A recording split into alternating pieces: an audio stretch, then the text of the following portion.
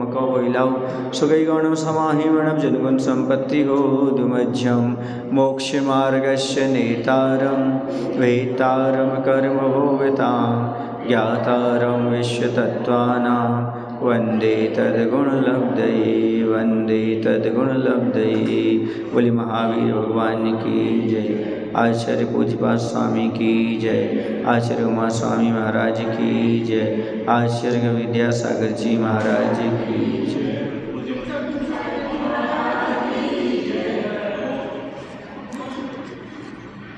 पहले सूत्र में बता करके आए हैं, सूत्र नंबर 26 में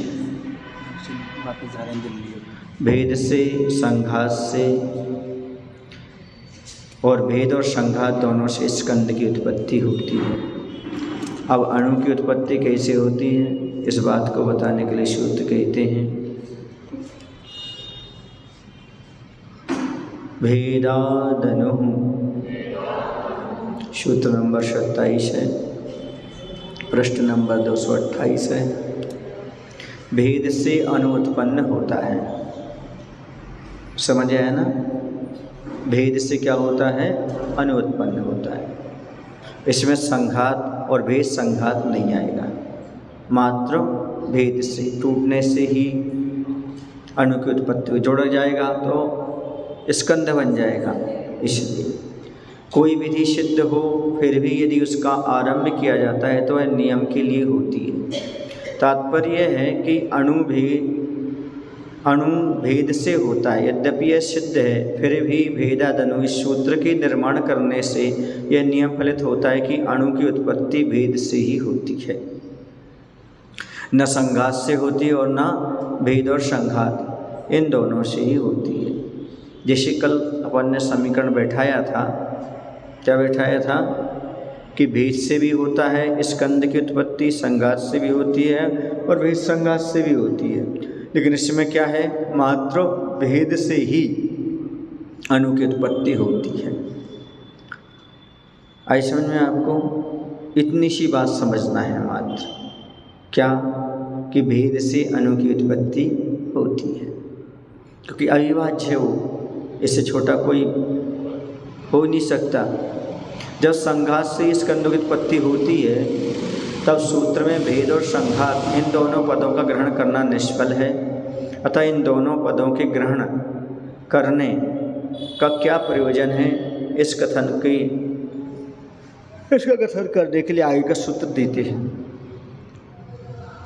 भेद संघाताभ्याम चाक्षुषः। भेद संघात और भेद संघात क्या कह रहे हैं? भेद और संघात से चाक्षुष स्कंद बनता है। क्या बनता है? चाक्षुष। चाक्षुष माने देखने में आता है। ऑक्सीजन और हाइड्रोजन ये दोनों हैं, ऑक्सीजन और हाइड्रोजन गैस।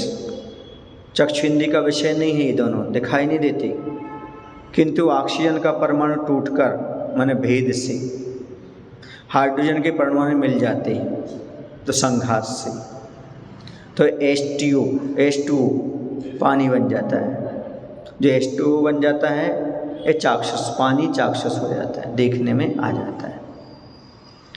ऐसे में तो ऑक्सीजन का जो परमाणु है उसमें भेद हुआ और हाइड्रोजन के परमाणु मिल गया तो संघात भी हो गया, तो चाक्षुष हो गया, यानी दिखाई देने लगा।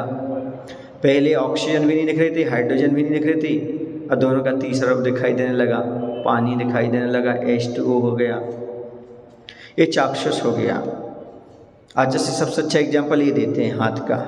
ऐसा यहाँ से भेद हुआ, हाथ को दोनों को रगड़ो, दोनों को हाथ को रगड़ने से अंदर का जो है वो काला काला पर क्या वह छूटेगा तो ये हो जाएगा भेद, और वहीं आपस में जुड़ जाएगा तो संघात, तो दिखाई देने लगेगा, तो ये क्या हो जाएगा? ये चाक्षुष हो जाएगा।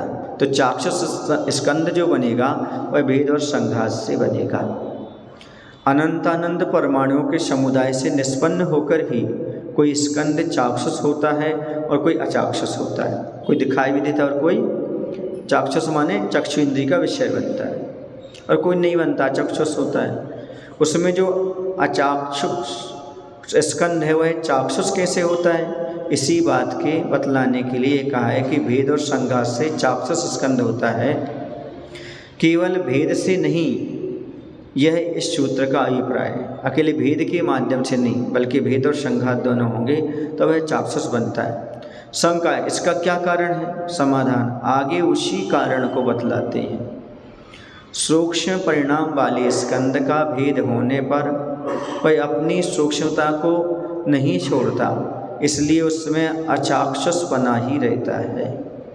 क्या कह रहे हैं? सूक्ष्म परिणाम वाले स्कंद का भेद होने पर वह अपनी सूक्ष्मता को नहीं छोड़ता, इसलिए उसमें अचाक्षुषपना ही रहता है। एक दूसरी सूक्ष्म परिणाम वाला स्कंद है जिसका यद्यपि भेद हुआ तथापि उसका दूसरी संघात से संयोग हो गया, अतः सूक्ष्मपना निकलकर उसमें स्थूलपने की उत्पत्ति हो जाती है। वह था छोटा, लेकिन उसमें जब दो मिल गए तो क्या हो गया? स्थूल हो गया। स्थूल हो गया इसलिए वह चाक्षुष हो गया, वह देखने में आने लगा। इस प्रकार से वह चाक्षुष हो जाता है, देखने में आने लगता है। तो देखने आने वाला जो स्कंद है उसकी उत्पत्ति कैसे होती? तो भेद और संघात से हुआ करती है। आह धर्मादीनां द्रव्याणां विशेष लक्षणानि युक्तानि सामान्य लक्षणं नोक्तं तद्वक्तव्यम उच्यते। धर्मादि द्रव्य के विशेष लक्षण कही, सामान्य लक्षण नहीं कही आपने, जो कहना चाहिए, इसलिए सूत्र द्वारा सामान्य लक्षण कहते हैं। द्रव्य का लक्षण बता रहे, सद द्रव्य लक्षणम, द्रव्य का लक्षण सत है। जो सत है वह द्रव्य है, सीधी बात। जिसका अस्तित्व है सो द्रव्य है, जिसका अस्तित्व नहीं है वो द्रव्य हो ही नहीं सकता। कोई ना कोई होगा, उसका अस्तित्व तो होगा। सत का नाम है अस्तित्व है। यदि आप ऐसा कहते हो जो सत है वह द्रव्य है, ये सूत्र का भाव है। यदि ऐसा है तो फिर कहिए कि सत क्या है। आगे का सूत्र कहना पड़ रहा है सत क्या है, तो कह रहे हैं इसके आगे के सूत्र के लिए कह रहे हैं उत्पाद व्यय द्रव्य युक्तम सत।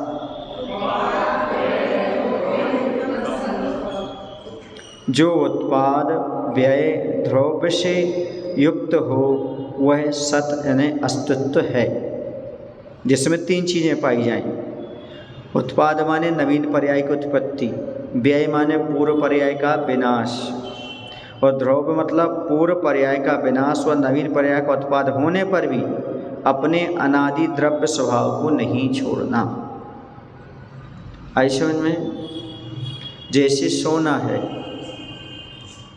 पहले वह ईंट के रूप में था और उसे मुकुट बना दिया गया, तो ईंट की पर्याय समाप्त हो गई, ये व्यय हो गया। मुकुट उत्पन्न हो गया, ये उत्पाद हो गया, लेकिन सोना ज्यों का त्यों रहा। जैसा ईंट में सोना था तो ऐसा ही मुकुट में सोना है, ये ध्रुवपना बना रहेगा। ऐसे में जिसे अपन जीव में घटित करें तो कैसे घटित करेंगे? तो उत्पाद देव पर्याय का व्यय हुआ, मनुष्य पर्याय का प्राप्त हुआ। कोई देव वहाँ से आया, देव पर्याय गई, मनुष्य पर्याय की उत्पत्ति हो गई, है ना। या फिर ये कहो कि देव पर्याय में उत्पन्न हुआ हो, कहीं भी ले लो, तो देव पर्याय में गया तो उत्पाद हो गया, और मनुष्य पर्याय से गया है तो मनुष्य पर्याय का व्यय हो गया। लेकिन जीव बना उसमें, पहले भी अभी भी जीव था और पहले भी जीव हो गया। समझ गए? इसी प्रकार से अपन ले लें, जैसे कि अपन ने अब गाय का रस कहलाता है, गोरस कहलाता है, दूध वगैरह, तो उसमें दही था, दही का घी बना दिया। दही का तो क्या हो गया? व्यय हो गया, घी का उत्पाद हो गया। लेकिन जो गोरस है उसमें अभी भी है, पहले भी रहेगा। इस प्रकार से इसका उत्पाद व्यय होगा। द्रव्य दो हैं, चेतन और अचेतन। वे अपनी जाति को भी तो कभी नहीं छोड़ते, फिर भी उनकी अंतरंग और बहिरंग निमित्त के वश से प्रति समय जो नवीन पर्याय की प्राप्ति होती है उसे उत्पाद कहते हैं। जैसे मिट्टी के पिंड की घट पर्याय, पहले वह मिट्टी थी, लेकिन वह घड़ा बन गई, जो घट पर्याय हो गई, ये नवीन पर्याय की उत्पत्ति हो गई। और जो पिंड रूप में थी वह इसका क्या हो गया, व्यय हो गया।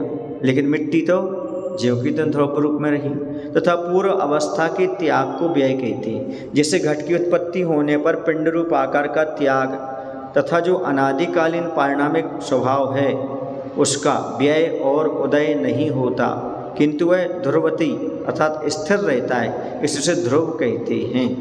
ये पारिणामिक स्वभाव वाला है, ज्यों का त्यों बना रहता है। तथा इस ध्रुव का भाव या कर्म द्रव्य कहलाता है। जैसे मिट्टी के पिंड और घट आदि अवस्थाओं में मिट्टी का अन्वय बना रहता है, अर्थात मिट्टी तो दोनों में बनी ही रहेगी, चाहे पिंड में बनी रहे चाहे घड़ी में बनी रहे, मिट्टी तो रहेगी। इस प्रकार इन उत्पाद व्यय और द्रव्य से जो युक्त है वह सत है। शंका भेद के रहते हुए युक्त शब्द देखा जाता है, जैसे दंड से युक्त देवदत्त। अब देखो ना ये कहाँ घटित कर रहे हैं शंकाकार, जैसे दंड से युक्त देवदत्त, देवदत्त का डंडा है, यहाँ दंड और देवदत्त में भेद है। प्रकृति में भी यदि ऐसा मान लिया जाए तो उन तीनों का और उन दोनों तीनों से युक्त द्रव्य का अभाव प्राप्त होता है। समाधान, यह कोई दोष नहीं है, क्योंकि अभेद में भी कथनचित भेद ग्राही नई की अपेक्षा युक्त शब्द का प्रयोग देखा जाता है। जैसे सार युक्त स्तंभ, ऐसी हालत में उन तीनों का परस्पर अविनाभाव संबंध होने से यहाँ युक्त शब्द का प्रयोग करना युक्त है, क्योंकि वो सार युक्त स्तंभ है। अथवा यह युक्त शब्द समाधिवाची है। भाव यह है कि युत, समाहित और तदात्मक ये तीनों एकार्थवाची शब्द हैं, चाहे उससे युक्त कह लो, चाहे उसमें समाहित कह लो, चाहे तदात्मक उस रूप कह लो, ये तीनों एकार्थवाची है। जिससे सत उत्पाद व्यय और द्रव्य से युक्त है। इसका भाव सत उत्पाद व्यय और द्रव्यात्मक है, यह होता है। उक्त कथन का तात्पर्य है कि उत्पाद आदि द्रव्य के लक्षण हैं। किसके लक्षण हैं? द्रव्य के, और द्रव्य लक्ष्य है। यदि इनका पर्यायर्थिक नय की अपेक्षा विचार करते हैं तो ये आपस में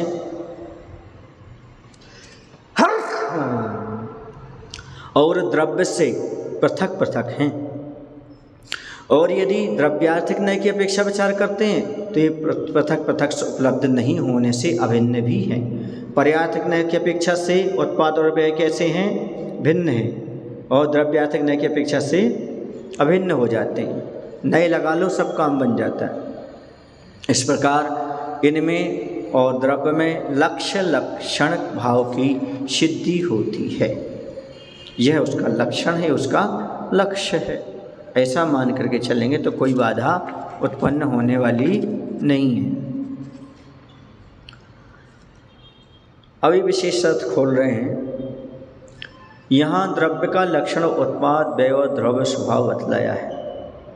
उभय निमित्त बस अपनी जाति का त्याग किए बिना नवीन पर्याय की प्राप्ति उत्पाद है, पूर्व पर्याय का त्याग व्यय है, और अनादि पारिणामिक स्वभाव रूप अन्वय का बना रहना द्रव्य है। जैसे कोयला जलकर राख हो जाता है, इसमें पुद्गल की कोयला रूप पर्याय का व्यय हुआ और क्षार रूप पर्याय का उत्पाद हुआ, किंतु दोनों अवस्थाओं में पुद्गल द्रव्य का अस्तित्व बना रहेगा। पहले कोयले के रूप में था, और राख के रूप में हो गया, राख हो गई, लेकिन है तो वो है पुद्गल ही। पुद्गल बने का कभी भी नाश नहीं होता, यही उसकी ध्रुवता है।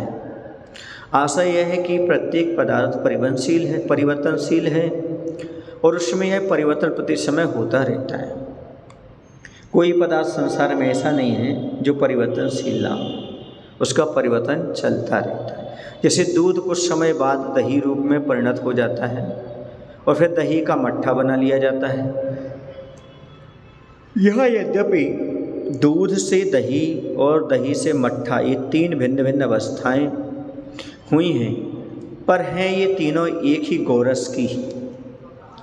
गाय का है वो दूध, तो गोरस कहलाएगा सब। इसी प्रकार प्रत्येक द्रव्य में अवस्था भेद के होने पर भी उसका अन्वय पाया जाता है, इसलिए वह उत्पाद व्यय और द्रव्य युक्त सिद्ध होता है।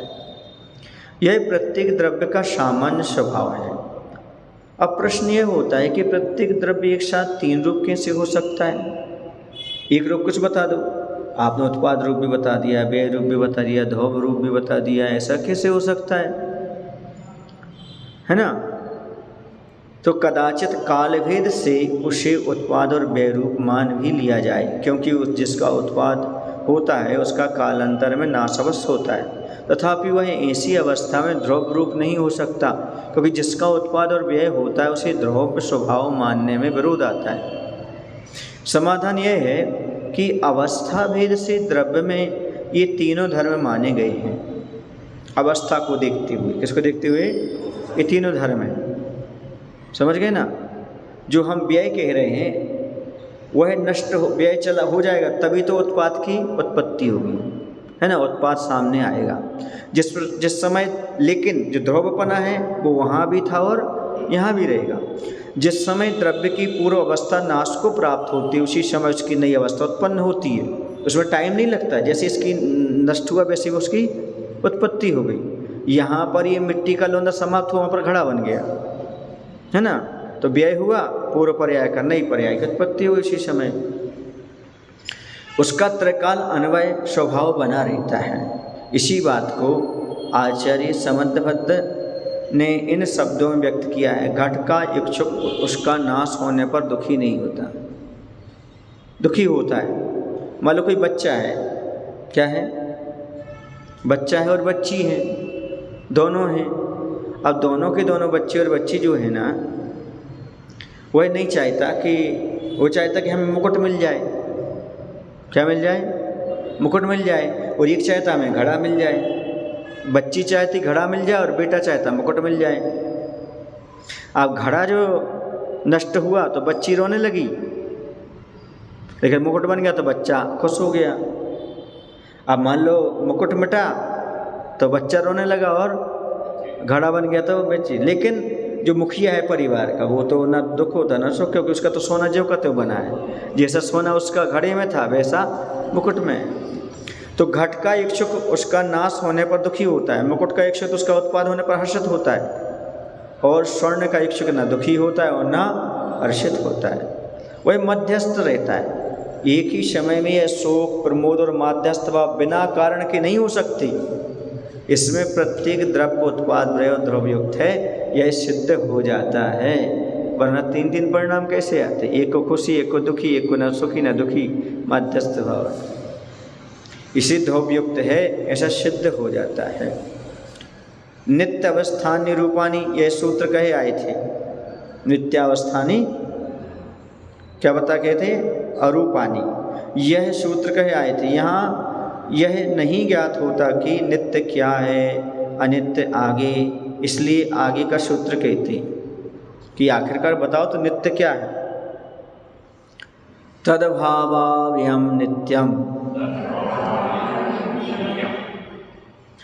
तद्भाव माने स्वभाव का, तद्भाव माने स्वभाव का। कह रहे हैं स्वभाव का या उसके भाव का या अपनी जाति से यानी स्वभाव से। अव्ययम चित न होना, नित्यम नित्य है। अपने स्वभाव से चित न होना नित्य है, ऐसा कहा। यानी जिस वस्तु का जो भाव है उस रूप से चित न होना सो तद्भावाव्ययम है। का अर्थ क्या हुआ? और यही नित्यपना है, यही मान करके चलिएगा। अब तद्भाव इस पद का खुलासा करते हैं। शंका, तद्भाव क्या वस्तु है? जो प्रत्यभिज्ञान का कारण है वह तद्भाव है, यह वही है। समझ गए ना? वही है, यानी स्मृति में आ गया वो, और वर्तमान में जो आ रहा है उन दोनों की जोड़ रूप ज्ञान का नाम प्रत्यभिज्ञान है। यह वही है जो हमने पहले देखा था। ये प्रत्यक्ष दिखाई दे रहा है, और जो स्मृति में आया तो स्मृति और प्रत्यक्ष दोनों का जोड़ रूप ज्ञान जो हो गया वो क्या हो गया? प्रत्यभिज्ञान हो गया। यह वह है जो हमने पहले कहीं देखा था। इस प्रकार के स्मरण को प्रत्यभिज्ञान कहती है। ठीक है? यह अकस्मात तो होता नहीं, इसलिए जो इसका कारण है वही तद्भाव है। इसकी निरुक्ति भवनम भावा तस्य भावा तद्भावा। इस प्रकार होती है। तात्पर्य यह है कि पहले जिस रूप वस्तु को देखा था उसी रूप उसके पुनः होने से यह वही है, इस प्रकार का प्रत्यभिज्ञान होता है। समझ गए आप? स्मृति और जो प्रत्यक्ष का जोड़ रूप ज्ञान हो क्या कहलाएगा? प्रत्यभिज्ञान कहलाएगा, क्योंकि जो स्मृति पहली थी, अपन स्मृति वही पहले का भी देखा था और अभी वर्तमान वो दिखाई दे रहा है। ऐसा यदि पूर्व वस्तु का सर्वथा नाश हो जाए, क्या हो जाए? यह सर्वथा नई वस्तु का उत्पाद माना जाए तो इससे स्मरण की उत्पत्ति नहीं हो सकती, और स्मरण की उत्पत्ति ना हो सकने से स्मरण के अधीन जितना लोग संव्यवहार चालू है वह सब विरोध को प्राप्त होता है। इसलिए जिस वस्तु का जो भाव है उस रूप से च्युत न होना तद्भावाभयम अर्थात नित्य है, ऐसा निश्चित होता है। परंतु इसे कथनचित जानना चाहिए। यदि सर्वथा नित्यता मान ली जाए तो परिणमन का सर्वथा अभाव प्राप्त होता है, और ऐसा होने से संसार और इसकी निर्वृत्ति के कारण रूप प्रक्रिया का विरोध होता है। समझ गए आप लोग? क्या कह रहे हैं? सामने वाला ये कहता है कि आप यदि नित्य है ऐसा निश्चित होता है, लेकिन कथनचित तो है नित्य भी है और कथनचित तो है अनित्य भी है। कैसे है? जैसे कोई फल है, क्या है? फल है। यदि आप देखते हो कि ये फल है तो आपने फल जो आपने 10 दिन 15 दिन पहले देखा था वो कच्चा था, है ना? अब वो क्या हुआ? पक गया, पीला हो गया, थोड़ा सा मुलायम पड़ गया, खुशबू फूट गई।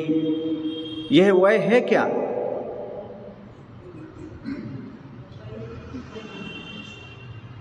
यदि द्रव्य दृष्टि से देखते हो कि ये आम है तो ये वही, लेकिन पर्याय से देखते हो तो ये वही नहीं, अनित्य हो गया।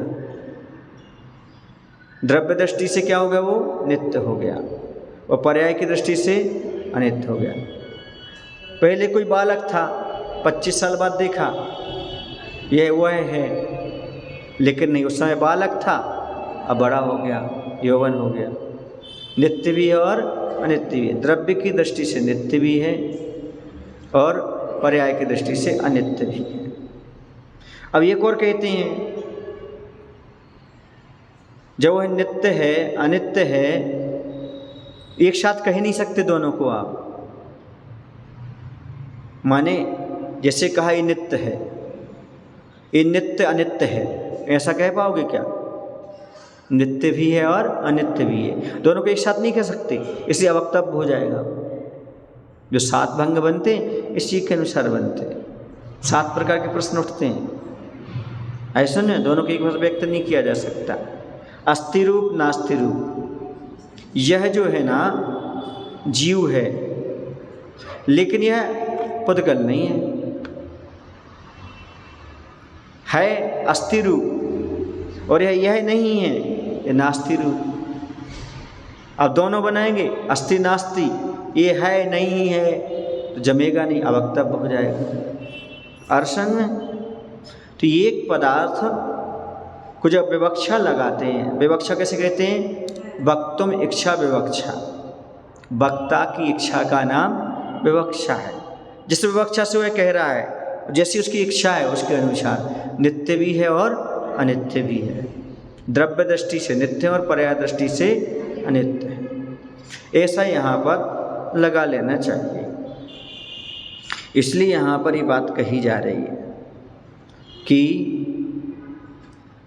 जिस वस्तु का जो भाव है उससे वह चित्त होने वाला तो नहीं है, द्रव्य दृष्टि से वह ज्यों का त्यों बना रहेगा। अब उसी को नित्य कहना और उसी को अनित्य कहना यही विरुद्ध है। यदि नित्य है तो उसका व्यय और उत्पाद न होने से उसमें अनित्यता नहीं बनती फिर भैया, और यदि अनित्य है तो इस स्थिति का अभाव होने से नित्यता का भी आघात होता है। समाधान, नित्यता और अनित्यता का एक साथ रहना विरुद्ध नहीं है, क्योंकि इस बात को दर्शाने के लिए हमें मुख्य और गौण धर्म को पढ़ना पड़ेगा। तो सूत्र आ रहा है, अर्पिता नरप सिद्धे क्या अर्थ हुआ? वस्तु अर्पित विवक्षा और अनर्पित अविवक्षा से सिद्ध उन दो विरोधी धर्मों की सिद्धि होती है। अर्पित का अर्थ है मुख्य और अनर्पित का अर्थ है गौण, इग्नोर करना। तो प्रत्येक धर्मात्मक वस्तु में प्रयोजन बस जिस धर्म की विवक्षा की जाती है वह अर्पित या मुख्य हो जाता है, और प्रयोजन वक्ता की इच्छा का अभाव होने से विद्यमान धर्मों की अविवक्षा अर्थात गौण होती है, वह अनर्पित होता है। जैसे बालक माता पिता का है, बच्चा किसका है? माता पिता का है। जब यह बालक पिता के घर में रहता है तब कहा जाता है यह बालक पिता का है। यहाँ पिता की मुख्यता हो जाती है, माता गौण हो जाती है। और जब वह बालक अपने नाना के घर चला जाता है तब वहाँ माता का बालक कहा जाता है, वहाँ पर पिता क्या हो जाता है? गौण हो जाता है।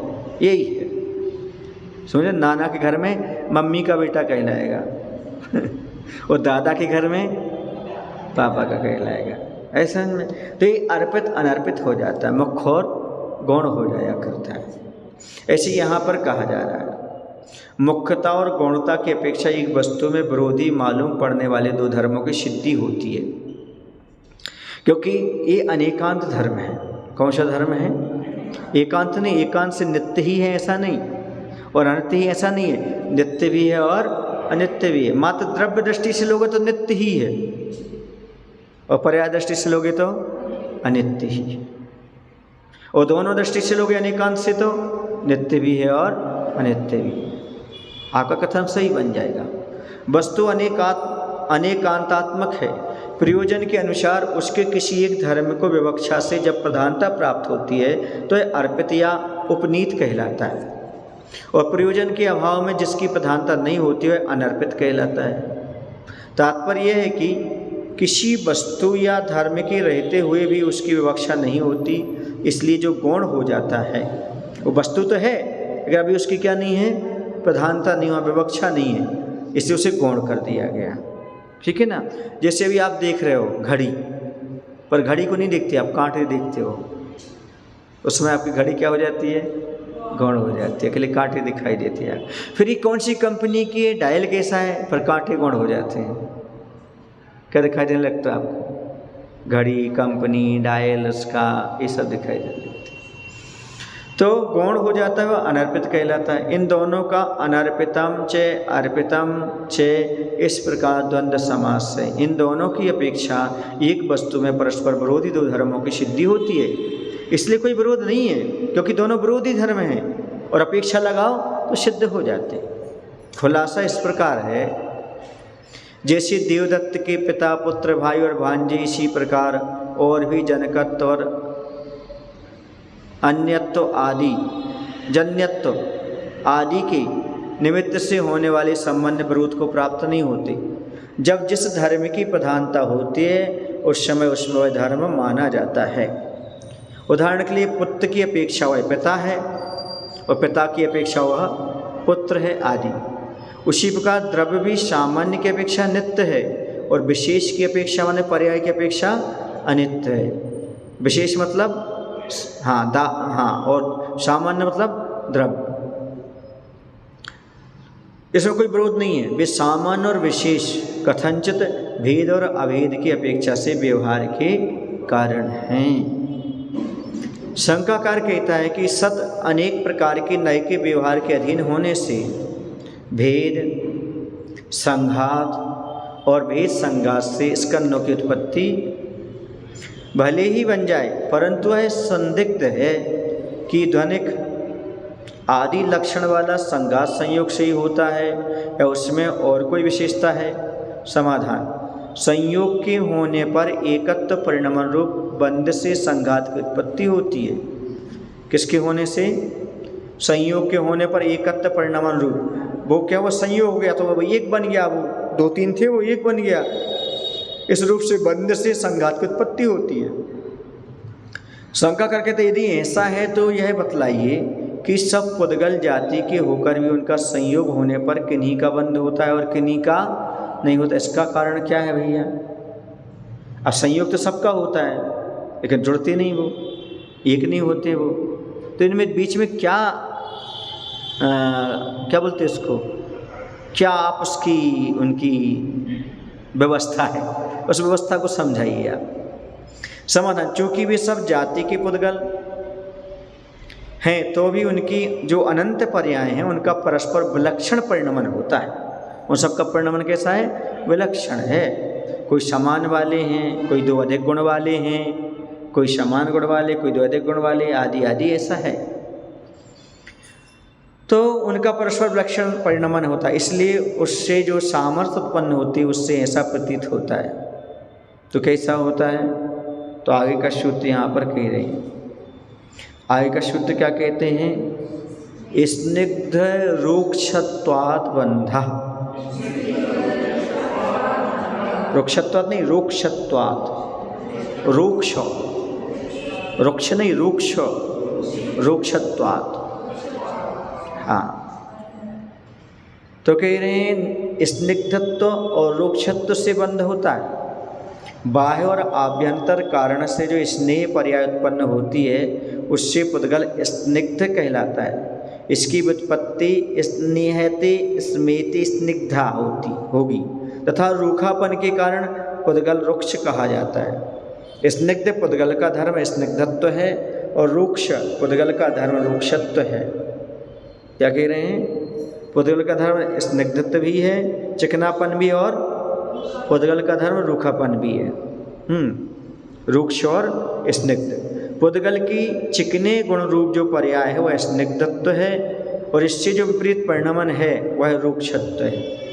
सूत्र में स्निग्ध रूक्षत्वात् इस प्रकार हेतुपरक निर्देश किया है। तात्पर्य यह है कि द्वैनिक आदि लक्षण वाला जो बंध होता है वह इनका कार्य है। स्निग्ध और रूक्ष गुण वाली दो परस्पर परमाणुओं का संश्लेष लक्षण बंध होने पर द्वनिक नाम का स्कंद बनता है। इसी प्रकार संख्यात असंख्यात और अनंत प्रदेश वाले स्कंद उत्पन्न होते हैं। क्या तात्पर्य हुआ? स्निग्ध और रूक्ष गुण वाले दो परमाणुओं का परस्पर संश्लेष लक्षण बंध होने पर द्वनिक नाम का स्कंद बनता है। दो अणु वाला बन जाता है। समझ गए ना? स्निग्ध और रूक्ष वाले दो परमाणु जो आपस में मिलेंगे तो क्या बन जाएगा? इनका संश्लेष लक्षण बंध होने पर द्वनिक नाम का स्कंद बनता है। इसी प्रकार संख्यात और ले लेना, अभी तो द्वनिक बन रहा था, द्वनुक, अब यहाँ पर संख्यात भी असंख्यात और अनंत भेद हो जाते हैं। कैसे हो जाते हैं? तो कहते हैं ऐसे प्रदेश वाला स्कंद उत्पन्न होता है। स्निग्ध गुण के 1, 2, 3, 4 संख्यात असंख्यात और अनंत भेद हैं। इसी प्रकार रूक्ष गुण के भी 1, 2, 3, 4 संख्यात असंख्यात और अनंत भेद हैं। इन दोनों के भेद कितने हैं? अनंत ले लेना। और इन गुण वाले परमाणु होते हैं जिस प्रकार जल तथा बकरी, गाय, भैंस और ऊँट के दूध और घी में उत्तरोत्तर अधिक रूप से स्नेह गुण रहता है। बकरी का बहुत पतला रहता है, बकरी का, और उससे ज़्यादा गाढ़ा गाय का, उससे ज़्यादा गाढ़ा भैंस का, उससे ज़्यादा गाढ़ा ऊँट का दूध रहता है ना? उसमें ज़्यादा स्नेह चिकनाहट रहती है। बकरी के में जितनी चिकनाहट रहती है बकरी के दूध में, उससे ज़्यादा चिकनाहट गाय की, उससे ज़्यादा चिकनाहट, उससे ज़्यादा ऊँट के दूध, और सबसे ज़्यादा किस में रहती है? घी में। अधिक रूप से स्नेह गुण पाया जाता है तथा पांसु, कणिका और शर्करा आदि में उत्तरोत्तर न्यून रूप से रूक्ष गुण पाया जाता है। कैसा? न्यून रूप से, कम कम कम कम, जितना पांसु में जितना कणिका में, उससे और कम किस में पाया जाएगा? शर्करा, शक्कर आदि में। उत्तरोत्तर न्यून रूप से रूक्ष गुण पाया रहता है। उसी प्रकार परमाणुओं में भी न्यूनाधिक रूप से स्निग्ध और रूक्ष गुण का अनुमान हो जाता है। इसी प्रकार से परमाणुओं में भी लगा लेना चाहिए न्यून और अधिकता। अब यहाँ पर प्रश्न उठता है कि स्निग्धत्व और रूक्षत्व गुण के निमित्त से सामान्य से बंध के प्राप्त होने पर बनने में अप्रयोजनीय गुण के निराकरण करने के लिए आय का सूत्र कहते हैं। आय का सूत्र यहाँ पर कह रहे हैं, ये तो अपन को समझ में आ गया ना। यहाँ पर क्या सूत्र कह रहे हैं? न जघन्य गुणानाम, जघन्य गुणवाणी पुद्गलों का बंध नहीं होता। क्या हुआ इसका मायना? जघन्य गुण वालों का बंध नहीं होता है। गुण का मतलब यहाँ पर क्या है? स्निग्धता और रुक्षता के अविभागी प्रतिच्छेद हैं, उनको गुण कहते हैं। समझ गए ना? अविभागी प्रतिच्छेद कौन है? जिसका दूसरा टुकड़ा ना हो सके, इसे अविभागी प्रतिच्छेद कहलाते हैं और उनको गुण कहते हैं। जघन्य गुण सहित परमाणु कौन सा है? जघन्य गुण वाला। तो जिस परमाणु में स्निग्धता और रुक्षता का एक अविभागी अंश हो, उसे जघन्य गुण सहित परमाणु कह देते हैं। कैसा हो? जिसमें कैसा हो? बिल्कुल जघन्य हो, वह कहलाएगा। जिस परमाणु में स्निग्धता और रुक्षता का एक अविभागी अंश हो, जघन्य गुण सहित परमाणु कहलाते हैं। तो एक गुण वाले स्निग्ध परमाणु का अन्य एक गुण वाले स्निग्ध परमाणु का तथा 2, 3, 4 संख्यात असंख्यात अनंत गुण वाले स्निग्ध परमाणु से बंध नहीं होगा। क्यों? क्योंकि एक गुण वाला स्निग्ध परमाणु है, इसलिए वह 2, 3, 4 संख्यात असंख्यात अनंत गुण वाले स्निग्ध परमाणु से बंध नहीं होगा। उसी प्रकार से एक गुण स्निग्ध का और एक गुण रुक्ष का तथा 2, 3, 4 संख्यात असंख्यात अनंत गुण वाले रुक्ष परमाणु से बंध नहीं होता। इसी प्रकार से एक गुण रुक्ष का अनेक गुण रुक्ष या एक गुण स्निग्ध या 2, 3, 4 संख्यात गुण वाले अनंत गुण वाले स्निग्ध या रुक्ष परमाणु से बंध नहीं होता। क्या हुआ? विशेषता तौर पर लेते हैं। जहाँ जघन्य शब्द का अर्थ निकृष्ट है और गुण शब्द का अर्थ भाग है। निकृष्ट माने सबसे छोटा भाग। जिनमें जघन्य गुण होता है अर्थात जिनका शक्त्यंश निकृष्ट होता है, वे जघन्य गुण वाले कहलाते हैं। उन जघन्य गुण वालों का बंध नहीं होता। यथा एक स्निग्ध शक्त्यंश वाले का एक स्निग्ध शक्त्यंश वाले के साथ या 2 से लेकर संख्यात असंख्यात और अनंत शक्त्यंश वाले के साथ बंध नहीं होगा। क्यों नहीं होगा? क्यों नहीं होगा? क्योंकि यहाँ पर उसका रूल्स है। एक गुण वाले स्निग्ध परमाणु का अन्य गुण वाले स्निग्ध परमाणु का और 2 संख्या ऐसे इनका क्या नहीं होगा? बंध नहीं होगा। उसी प्रकार एक स्निग्ध शक्त्यंश वाले का एक रुक्ष शक्त्यंश वाले के साथ या 2 से लेकर संकर संख्यात और अनंत रुक्ष शक्यांश वालों के साथ बंध नहीं होता। उसी प्रकार एक रुक्ष शक्त्यंश वालों की भी योजना करनी चाहिए। इस जघन्य स्निग्ध और रुक्ष शक्त्यंश वालों के सिवा अन्य स्निग्ध और रुक्ष पुद्गलों का परस्पर बंध सामान्य रीति से प्राप्त होता है। इसलिए इनमें भी जो बंधयुग नहीं है वे प्रतिषेध के विषय हैं। यह बतलाने के लिए आगे का सूत्र कह रहे हैं। गुण साम्ये सदृशानाम, गुण की समानता होने पर सदृश गुण वालों का भी बंध नहीं होता। अब किस किस का बंध नहीं होता? तो यहाँ पर ये बता रहे हैं कि 2 स्निग्ध शक्त्यंश वालों का 2 रुक्ष शक्त्यंश वालों के साथ, 3 स्निग्ध शक्त्यंश वालों का 3 के साथ, और क्या नहीं होगा? शक्त्यंश वालों के साथ 2 स्निग्ध शक्त्यंश वालों का 2 स्निग्ध शक्त्यंश वालों के साथ, 2 रुक्ष शक्त्यंश वालों का 2 रुक्ष शक्त्यंश वालों के साथ बंध नहीं होता। इस प्रकार और भी आगे लेते जाना। क्या कहा? क्योंकि इसमें क्या है? सदृश हैं। वो कैसे हैं? गुण की समानता होने पर सदृश गुण वालों का भी बंध नहीं होता। तुल्य जाति वालों का ज्ञान कराने के लिए सदृश पद का ग्रहण है। तुल्य शक्यांशों का ज्ञान कराने के लिए गुण साम्य पद का ग्रहण किया। तात्पर्य यह है कि 2 स्निग्ध शक्त्यंश वालों का 2 रुक्ष शक्त्यंश वालों के साथ, 3 स्निग्ध शक्त्यंश वालों का 3 रुक्ष शक्त्यंश वालों के साथ, 2 स्निग्ध शक्त्यंश वालों का 2 स्निग्ध शक्तंश वालों के साथ, दो रुक्ष शक्तंश वालों का दो रुक्ष शक्तंश वालों के साथ बंध नहीं होगा। इसी प्रकार अन्यत्र भी जाना। देखो दोनों समान हैं, चाहे स्निग्ध हो तो ही बंध नहीं होता, चाहे रुक्ष हो तो ही बंध नहीं होता, चाहे रुक्ष और स्निग्ध हो तो ही बंध नहीं होता। ये क्या कह दिया उन्होंने, दो स्निग्ध बालों का रुक्ष के साथ, स्निग्ध का रुक्ष के साथ और रुक्ष का रुक्ष वालों के साथ भी बंध नहीं होता। हाँ, इसी प्रकार अन्यत्र भी जानना चाहिए। यदि ऐसा है तो सूत्र में सादृश्य पद किस लिए ग्रहण किया? समाधान, शक्ति अंशों की असमानता के रहते हुए बंध होता है। यदि वो समान रहेंगे तो बंध नहीं होगा। अभी आगे बताएंगे। दो अधिकारी, दो अधिक चाहिए, क्या चाहिए? इसका ज्ञान करने के लिए आगे सूत्र ग्रहण किया। इस पूर्वोक्त कथन से समान जाति व असमान जाति विषम शक्ति अंशालों का अनियम से बंध प्राप्त हुआ। अतः इस अर्थ का ज्ञान करने के आगे सूत्र कहती द्वधिकादि गुणानाम तो,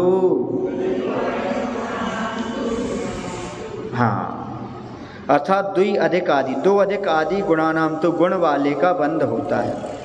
जब एक परमाणु से दूसरे परमाणु में दो अधिक शक्तंश होंगे, क्या कह रहे? एक परमाणु में दूसरे परमाणु में दो शक्तंश क्या होंगे?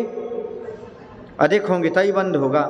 जैसे दो शक्तंश वाले परमाणु का बंध चार शक्तंश वाले से होगा, दो का दो वाले से नहीं होगा, तीन का पाँच वाले से होगा। किससे होगा? तीन का किससे होगा? पाँच वाले से होगा। चार वाले से भी नहीं होगा, तीन वाले से भी नहीं होगा। किंतु इससे अधिक व कम शक्तंश वाले परमाणु के साथ बंध नहीं होता, न कम से होगा न ज़्यादा। इसका मतलब दो अधिक चाहिए। यह बंध स्निग्ध का स्निग्ध के साथ, रुक्ष का रुक्ष के साथ, स्निग्ध का रुक्ष के साथ तथा रुक्ष का स्निग्ध के साथ होता है, ऐसा यहाँ पर बताने का अर्थ है। जिसमें दो शक्तंश अधिक हों उसे द्वैधिक कहती है। द्वैधिक किसे कहते हैं? जिसमें दो शक्तंश अधिक हो। शंका, वह दो अधिक कौन हुआ?